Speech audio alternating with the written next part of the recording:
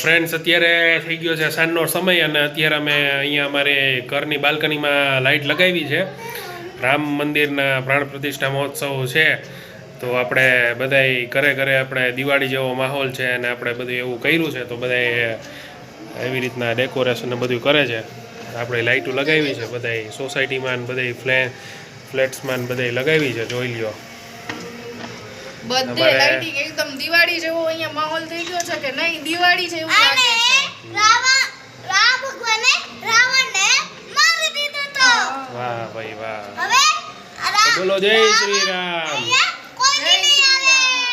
અમારી નીચે સોસાયટીમાં અત્યારે રામ ભગવાનના જે ભજન ધૂન ને બધું ચોપાઈ ને બધું ચાલુ થઈ ગયું છે નીચે આજે.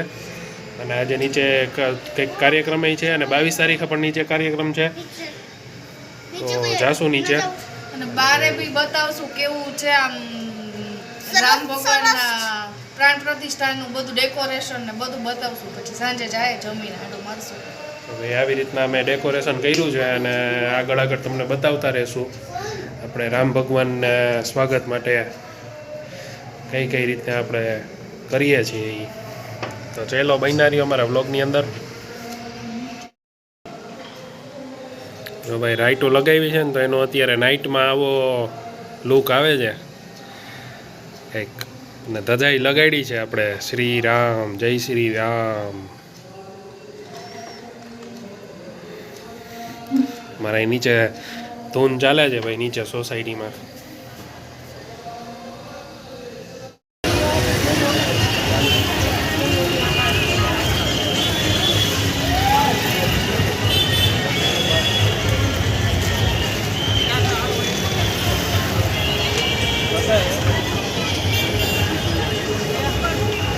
ચાલ સામે ભાઈ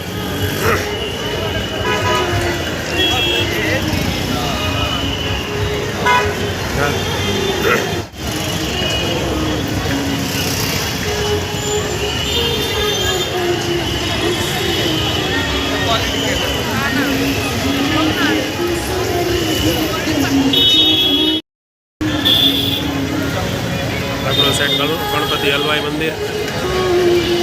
રગડુ સેટ હલવાઈ ગણપતિ મંદિર મસ્ત ડેકોરેટ કર્યું છે અત્યારે રામ મંદિર પ્રાણ પ્રતિષ્ઠા નિમિત્તે. તમે જોઈ શકો છો આખો રોડ આ રીતે ડેકોરેટ કર્યો છે. બે બાજુ છે આ બાજુથી આપણે એન્ટર કરીએ છીએ આ મંદિર પરિસર. ઓ ભાઈ ભાઈ એકદમ ચકાજામ છે ભાઈ. મસ્ત અને બધા મસ્ત દર્શન કરે છે ગણપતિ બાપાના. અને જય શ્રી રામ.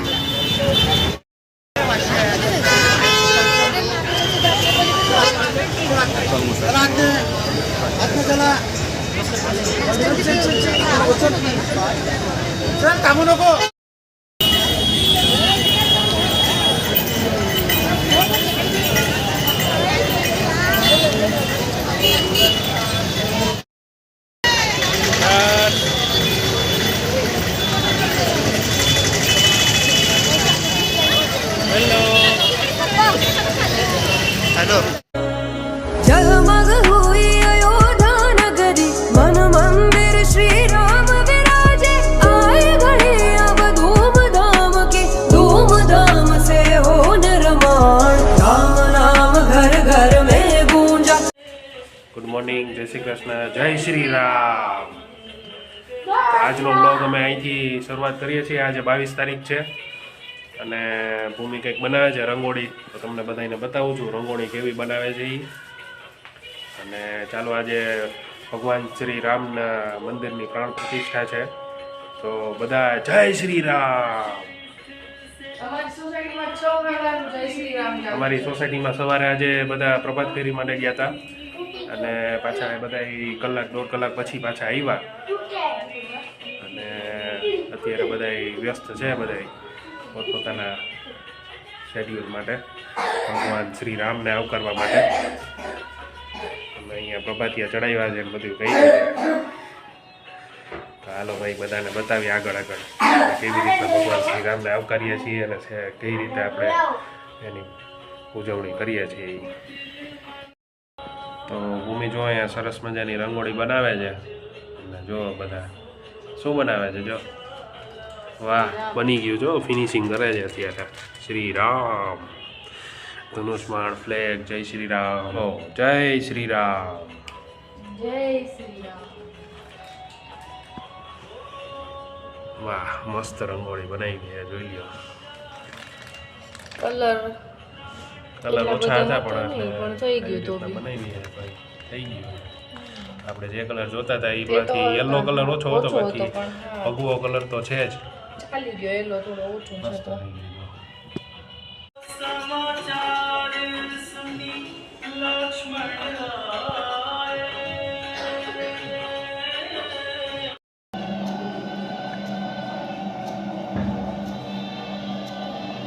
જય શ્રી રામ જય શ્રી રામ.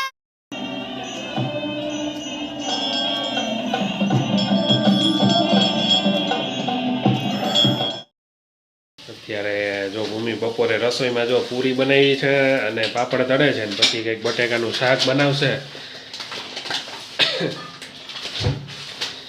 પૂરી છે અહીંયા પાપડ તળાય છે અને હવે બટેકાનું શાક બનાવશે શું કેવું પછી આજે ભગવાન શ્રી રામની પ્રાણ પ્રતિષ્ઠા થઈ છે તો થોડુંક કંઈક ગળ્યું બી બનાવવું પડે ને પ્રસાદી માટે. એમ?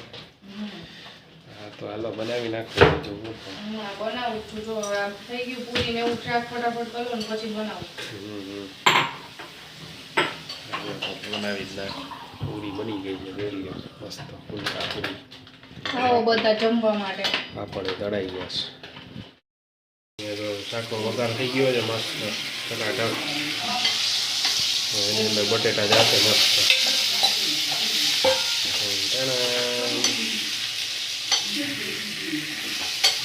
બટેટા શાક પૂરી હવે આમાં બનશે શીરો પાપડ તળાઈ ગયા છે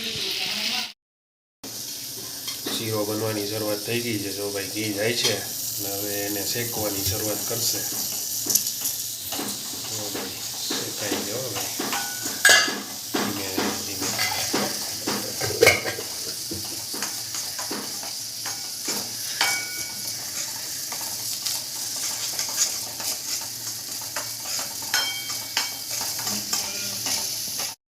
જોઈ લો હવે શીરો શેકાઈ ગયો છે મસ્ત એની અંદર હવે જશે દૂધ મહાપ્રસાદનો શીરો બને છે આજે. અચ્છા એવું છે વાહ ભાઈ વાહ. ધન, ધન, ધન. અરે વાહ, ધન.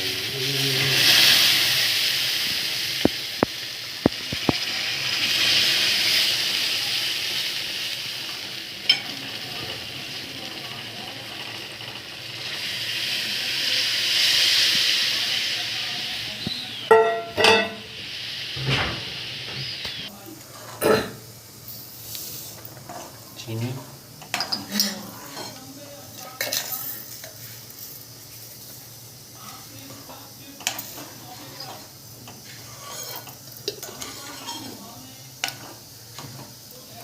મસ્ત શીરો થઈ ગયો છે ભાઈ હવે એનો થોડો પાકવા દઈએ ને હમણાં રવો પી જશે બધું દૂધ. હાલો આરોગી લઈએ બની જાય એટલે પ્રસાદ ધરાવી દઈએ પહેલા પછી આરોગી લઈએ. શીરો રેડી થઈ ગયો છે ભાઈ પ્રસાદ તો હવે આપણે ધરાવી અને પછી જમવા બેસી જરા. એમાં એકદમ વ્હાઈટ કેમ આવે છે કલર. ચાલો તો શીરો બની ગયો છે મસ્ત મહાપ્રસાદનો. કાજુ બદામ નખાઈ ગયા છે તો આવો ગરમા ગરમ શીરો પૂરી અને બટેકાનું શાક ખાવા માટે. મસ્ત બટાકાનું શાક રેડી છે અહીંયા એકદમ રસાવાળું સવાળું બટાકાનું શાક પૂરી રસાવાળું બટેકાનું શાક શીરો હવામાં ધાણા નાખી દો ને આપણે જમવા બેસી જઈએ. ચાલો તો મળીએ પછી હવે.